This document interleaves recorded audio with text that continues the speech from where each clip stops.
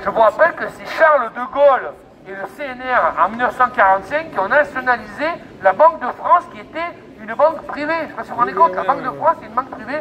La Fédérale Réserve américaine n'est pas une banque d'État américain. C'est une banque où les familles, les toujours les mêmes, les Rothschild, les Warburg, Ford, etc., sont dans les différentes fédérales réserves des différents États, 50 États américains, qui aussi dans la Fédérale Réserve centrale.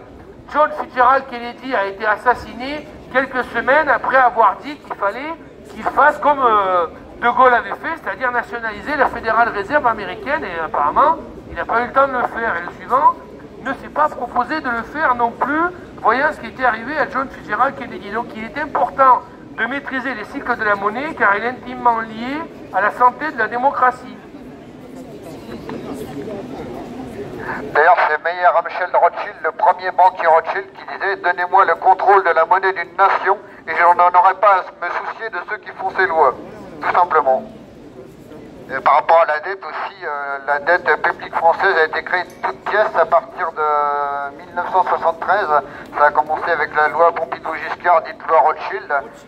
Voilà. La Banque de France aussi, hein. En 73. C'était un directeur délégué de Rothschild. Non mais tu as entièrement raison. Oui, c'est ça. Et ensuite, il y a eu le traité de Maastricht qui a interdit à la banque, à l'État français d'emprunter à la Banque de France.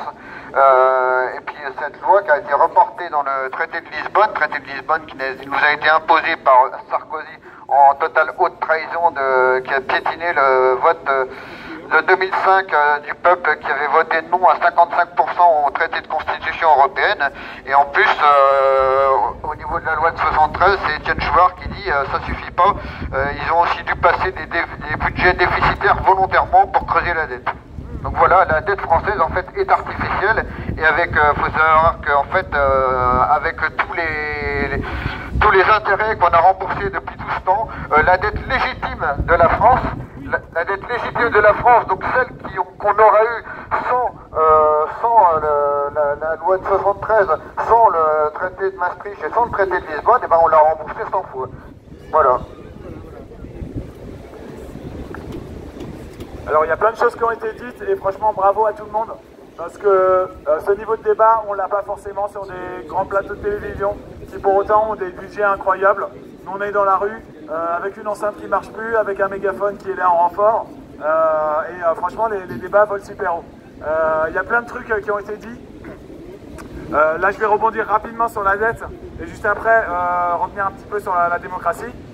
Par rapport à la dette, moi l'économie c'est un truc qui ne me passionne pas et pour autant je suis obligé un peu de m'y intéresser. Et il y a une question, il y a plusieurs questions que je me suis posées.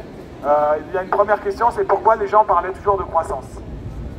Parler de croissance, en fait c'est dire, en fait j'entendais une petite dame un jour dans un magasin qui disait oui mais il faudrait plus de croissance. Qu'est-ce que ça veut dire croissance? Croissance ça veut dire en fait toujours produire plus, toujours plus qu'avant. Et donc c'est augmenté. Et qu'est-ce que ça veut dire? Est-ce que nous, dans notre vie, tous les jours, on consomme plus le lendemain ou l'année suivante que l'année précédente? Et ça, c'est une vraie question.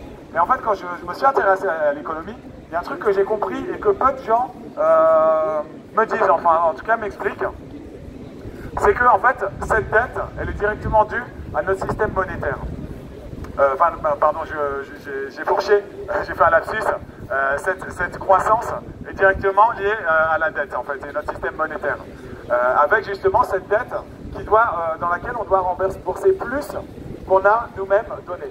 Et lorsque, en fait, quand j'ai vu pour la première fois le reportage qui s'appelait l'argent, comment ça s'appelle bon, en tout cas sur l'argent, sur la création monétaire, l'argent-dette, voilà, de Paul Grimaud.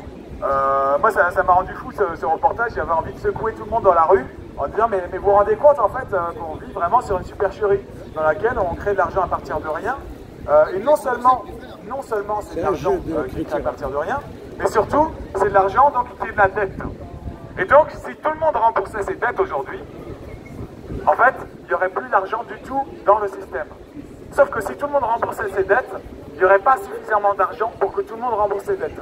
C'est-à-dire que c'est comme si vous aviez, je sais pas... Vas-y, je te donne un exemple. Pour illustrer, c'est un exemple qui est connu pour illustrer ce que dit Pascal. c'est très rigolo. C'est un homme qui vient passer il arrive dans un village et il veut passer une nuit. Il donne 10 € à l'hôtel qu'il héberge. Il prend les 10 €, l'hôtelier, il va rembourser les 10 € qu'il devait au boulanger, qui va les rembourser au gars qui fait les chaussures, qui vient le rembourser au coiffeur, qui vient le rembourser à l'hôtelier. Et le gars il dit non mais je vais pas passer la nuit ici, je m'en vais finalement, il lui rend les 10 €. Et ce que tu as dit est vrai, toutes les dettes ont été effacées. Toutes les dettes ont été effacées, vous vous rendez compte? Le mec il vient, il donne les 10 €, il s'en va, il reprend ses 10 € et plus personne n'a d'argent, plus personne. C'est que tout le monde était endetté avec les autres, ils gardaient leurs dettes et puis tout d'un coup tu ramènes un truc. C'est extraordinaire. Vous faites l'exemple avec le papier, ça c'est assez amusant et en fait il y a une autre histoire qui est un peu parallèle à celle-ci, enfin, qui a été rajoutée, c'est un ajout. Et maintenant en fait on fait exactement la même chose, mais avec entre chaque personne qui va se rembourser, une banque qui va prendre des intérêts.